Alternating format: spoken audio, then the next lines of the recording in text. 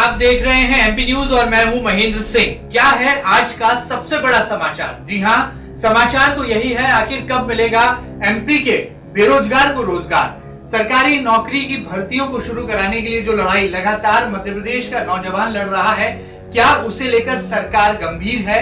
और तमाम तरह के चुनावी वादों के बीच में क्या नौजवानों को सरकारी नौकरी का सपना पूरा करने में मध्य प्रदेश की शिवराज सरकार उनकी मदद करेगी? और इस उपचुनाव की बेला में बेरोजगारों का रुख कहां जाकर आखिर तय होगा? तमाम मुद्दों पर बात करने के लिए आज एक बार फिर हमारे पास मध्य प्रदेश के वो बेरोजगार नेता, वो तेज तर्रार अंदाज रखने वाले नेता जिनकी भगत सिंह जैसी शैली है और लाखों लाख नौजवानों की आवाज को वो लगातार बुलंद भी कर रहे हैं। जी हाँ, ठीक समझे आप, हम बात कर रहे हैं दिनेश चौहान जी की। दिनेश सिंह चौहान फिलहाल एमपी न्यूज पर आज हमारे साथ एक बार फिर लाइव जुड़ रहे हैं। दिनेश जी, सबसे पहला सवाल, क्या है आज का सबसे बड़ा समाचार? आखिर कब मिलेगा एमपी के बेरोजगार को रोजगार? और जिस तरह से मध्य प्रदेश के मुख्यमंत्री शिवराज सिंह चौहान ने मुरैना जाकर इस बात का ऐलान कर दिया है कि जल्द ही पुलिस भर्ती से लेकर तमाम सरकारी नौकरियों में भर्ती प्रक्रिया में तेजी लाई जाएगी और तारीख भी मुकर्रर कर दी है, अब आपका रुख क्या रहेगा? देखिए, आप बहुत बहुत स्वागत आपका कि आपने इस विषय पे संज्ञान लिया है दोबारा फिर से। और हमेशा मध्य प्रदेश का लगभग 40 से 50 लाख युवा आपके इस कार्य के लिए हमेशा आभारी रहेगा। सबसे बहुत अहम सवाल जो आपने मुझसे पूछा कि जो मुरैना में जाकर के मामा जी ने कहा कि हम भर्तियां जो है 16 तारीख से निकालेंगे और आज 15 है, हम कल 16 तारीख का इंतजार कर रहे हैं। और जैसे ही 16 तारीख होती है और 12 बजते हैं 16 तारीख खत्म होने के बाद, तो हम 17 तक एक दिन का और टाइम देंगे सरकार को कि सरकार कौन सा सकारात्मक अपना रवैया उसके प्रति दिखाती है या किस प्रकार की अधिसूचनाएं जारी करती है। क्योंकि मैं आपको पहले ही बता चुका हूं, इस बात से विदित करा चुका हूं कि हमें अधिसूचना चाहिए, हमें नोटिफिकेशन चाहिए। आप हमें नोटिफिकेशन नहीं देंगे तब तक हमें आप पर भरोसा नहीं है। और अगर जैसे ही 16-17 बीतती है और नोटिफिकेशन नहीं आता, तो 18 तारीख से इंदौर, भोपाल, ग्वालियर, भिंड, मुरैना, इन सभी जगहों पर बेरोजगार युवा जो है प्रदर्शन करेगा, शांतिपूर्ण प्रदर्शन शुरू कर देगा। और पूरी तरह से सरकार हो या पक्ष व विपक्ष, जो भी उसके जिम्मेवार लोग होंगे, उनके लिए या उनसे संबंधित चीजों को समाज में घर घर से जा तक प्रसार करेगा कि ये वही लोग हैं जो इतने निकम्मे हैं कि इन्होंने रोजगार देने का वादा किया लेकिन रोजगार दे न सके। 4 साल बीतने को आ रहे हैं, सरकार का लोटा इधर से उधर खिसकता जा रहा है, लेकिन बेरोजगारों के हित में कोई भी नहीं सुन रहा। बार बार इसी संदर्भ में आप देखेंगे, एक व्यक्ति जो उम्र अपनी क्रॉस कर रहा है, बार बार हम कहते हैं, इसलिए कहते हैं 37 साल की उम्र करो, कम से कम वो बेरोजगार युवा भी उसमें सम्मिलित हो सके। 15,000 कांस्टेबल की, 1500 एसआई की भर्ती मांग रहे हैं। एमपीपीएससी का नोटिफिकेशन जारी करो आप, क्योंकि एमपीपीएससी 2019 तो हुई नहीं, वैसे भी चला गया 18-19, अब आएगा कम से कम 2020 का जारी कर दो। शिक्षक भर्ती के लिए जो अभी आप देखे होंगे कि इनका पेपर होने वाला 26 सितंबर से, इन्होंने कहा एक नोटिस दिया कि ड्यूटी कोरोना हम अभी एग्जाम नहीं करवा सकते। मैं आपको बता रहा हूँ, अभी आपने देखा होगा नीट का एग्जाम पूरे देश में हुआ है, मध्य प्रदेश में भी हुआ है। और साथ ही साथ आप देखेंगे 4 अक्टूबर को पूरे प्रदेश में नहीं पूरे देश में एक एग्जाम होने वाला है यूपीएससी का। तो क्या इन सब चीजों का संज्ञान नहीं लेती सरकार को? तो ये जो आपने कहा मुरैना वाली बात, तो मुरैना वाली बात अब देखिए कि प्रत्यक्ष को प्रमाण की क्या आवश्यकता है। कल इनका देख लेंगे, कल कौन सा नोटिफिकेशन इनका जारी होता है, और जारी होता है तो फिर देखते हैं। अब साथ जारी होगा तो इसके लिए बहुत बहुत स्वागत है इस कदम के लिए सरकार। तो दिनेश जी, 24 घंटे का वक्त है और घड़ी का कांटा लगातार रफ्तार पकड़ रहा है, तो ये माना जाए कि 24 घंटों बाद मध्य प्रदेश के वो तमाम 40 लाख बेरोजगार नौजवान जो कि आपके संगठन से जुड़े हैं, जो लगातार आवाज उठा रहे हैं, वो अपना रुख तय करेंगे, अगली दिशा क्या होगी ये तय करेंगे, ये माना जाए।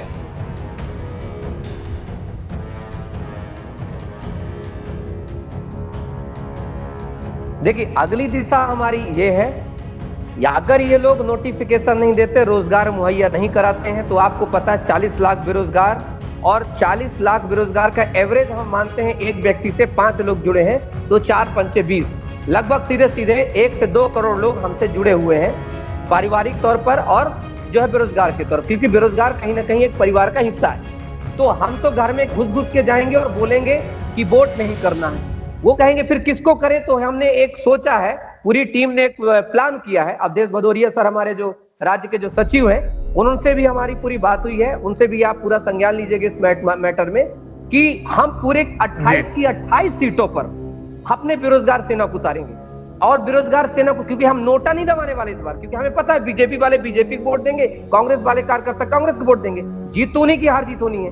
और हम इस बार क्या करेंगे, 28 की 28 सीटों पर बेरोजगार युवा उतारेंगे, जो एमपीपीएससी प्री क्वालिफाई है, कोई मेंस क्वालिफाई है, कोई एमपीएसआई क्वालिफाई है, कुछ जिसके तो बताएंगे कि अगर 8वीं 9वीं फेल जो लोग हैं अगर राज्य को चला सकते हैं, तो ये तो graduate, post graduate, MTech, BTech वाला व्यक्ति है, ये तो धज्जियां उड़ा के रख देगा। ये हमारी अगली रणनीति होगी सरकार के लिए, क्योंकि हमारे पास जब करने के लिए कुछ नहीं होगा तो यही करेंगे। आपको पता है, अगर ये नोटिफिकेशन दे देते तो हम लोग तैयारी में लग जाते, अपनी तैयारी करते, ये अपनी तैयारी करते। क्योंकि अभी नोटिफिकेशन नहीं देंगे तो अगला कदम हमारा होगा कि हम पूरे की पूरी जितनी 28 विधानसभा हैं वहां पर चाहे किसी व्यक्ति को भी खड़ा करें, चाहे पब्लिक से 10-10 रुपए का चंदा लेके इकट्ठा करके खड़ा करेंगे, लेकिन खड़ा करेंगे। अभी हम इनसे मांग रहे हैं कि आप हमें भर्ती दे दीजिए ताकि हम आपके अंडर में आकर के काम कर सके। कल के लिए हम इनके समकक्ष खड़े होने के लिए इतने तैयार हैं, इतना हम कुव्वत रखते हैं, क्योंकि हम सभी मतलब नौकरी नहीं तो चुनाव ही सही, ये मान लिया जाए कि नौकरी नहीं तो चुनाव ही सही।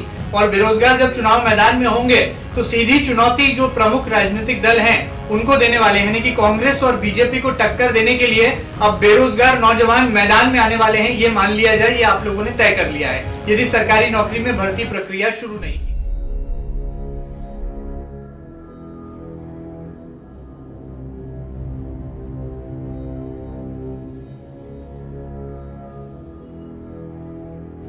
जी नहीं, आपका जो प्रश्न है कि सरकारी नौकरी, एक बार थोड़ा सा प्रश्न को रिपीट कर दे तो मेरे तक आवाज नहीं पहुंच पाई आपके प्रश्न का, थोड़ा सा एक बार प्रश्न दोबारा मुझसे पूछें आप।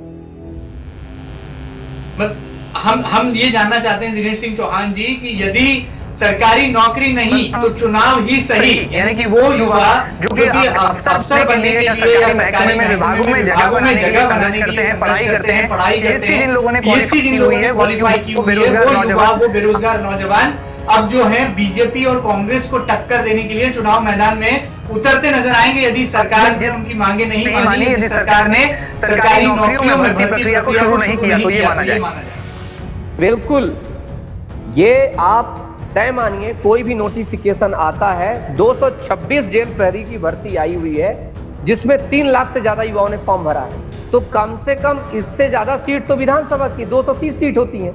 और अभी उपचुनाव है, उपचुनाव में लगभग 28 सीटें हैं, क्योंकि एक सीट और खाली हो गई है, तो 28 सीटें, तो 28 सीटों में भरेंगे। हम तो ये सोचेंगे कि चलो कम से कम यही हमारे लिए अधिसूचना है, और हम सभी इस पर फिर भागीदारी लेंगे। जो भाई बहन खड़े होना चाहते हो खड़े होंगे, जिनके पास पैसा नहीं, तो देखिए आपको पता है कि विधानसभा चुनाव लड़ने के लिए 10,000 रुपए जनरल ओबीसी के लिए चाहिए, SC ST के लिए 5,000 रुपए चाहिए, तो कोई दिक्कत नहीं, 100 रुपए 200 रुपए चंदा करके हम लड़ाएंगे, जरूर हम खड़ा करेंगे, क्योंकि सरकार के समकक्ष जब लाके खड़ा करेंगे तब सरकार को डर लगेगा।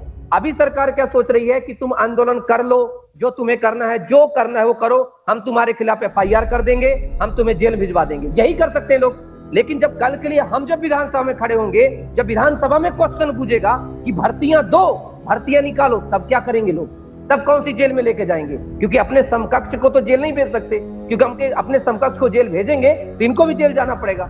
तो हमारी जो रणनीति है पूरी अग्रेसिव है, अगर ऐसा नहीं तो वैसा, साम दाम दंड भेद, हम सारी नीतियों को अपनाएंगे, क्योंकि हम नहीं चाहते कि हमारे प्रदेश का बेरोजगार युवा आत्महत्या करे या इस प्रकार की चीजों में उत्सुक हो। और अगर ये नहीं चला सकते तो बता दें कि हम नहीं चला सकते, तो लीजिए हम आ रहे हैं, बेरोजगारी सेना आ रही है, वो चला के बताएगी कैसे प्रदेश को चलाया जाता है और कैसे फंडिंग निकाली जाती है। दिनेश जी, एक आखिरी सवाल जाते जाते, क्या आपको कभी डर नहीं लगता, कभी किसी बात का भय नहीं सताता कि सरकार के खिलाफ सीधा मोर्चा खोल रहे हैं वो तमाम लाखों बेरोजगार जो इनकी बात आप कर रहे हैं, जो सरकारी नौकरी के लिए लड़ाई लड़ रहे हैं, अब वो यदि चुनाव मैदान में होंगे तो सीधी चुनौती राजनेताओं को दी जा रही है। कहाँ आपको लगता है कभी कोई भय तो नहीं सताता, कोई डर तो नहीं लगता, या बेरोजगार सेना कहीं प्रमुख राजनीतिक दलों से डर तो नहीं जाएगी? डरना होता तब तक डर चुकी होती जब ये लोगों ने जेल में ठूसा, इन्होंने कांग्रेस ने बीजेपी कांग्रेस करने का प्रयास किया। आप सही कह रहे हैं, डर लगता है, सबको डर लगता है, लेकिन आपको पता है कि इस देश को आजादी सिर्फ अकेले चरखे ने नहीं दिलाई है। इस देश की आजादी के लिए बहुत सारे जवान खूनों ने अपने आप को खपा दिया है, चाहे चंद्रशेखर आजाद हो चाहे भगत सिंह हो। तो मुझे हमेशा एक याद आ जाता, भगत सिंह की माँ हमें जब पूछती हैं कि बेटा तुम्हें डर नहीं लगता, अगर तुम्हारे मरने के बाद मेरे पास कौन रहेगा, तो उन्होंने कहा था कि भगत सिंह हर वक्त पैदा होगा। तो बोले कि मैं कैसे पहचानूंगी कोई भगत सिंह पैदा हो गया है।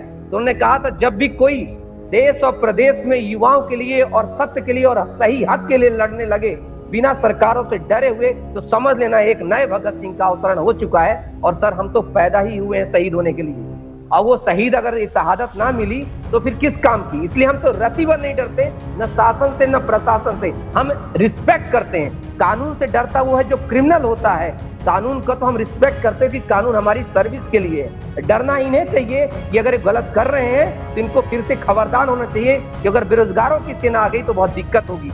इसलिए इनको भर्ती की सूचना 16 तारीख को जारी करनी चाहिए और शुरुआत पुलिस से करें, क्योंकि इनके पास पहले ही रखी हुई है सब कुछ चीजें, फाइल अटकी हुई है।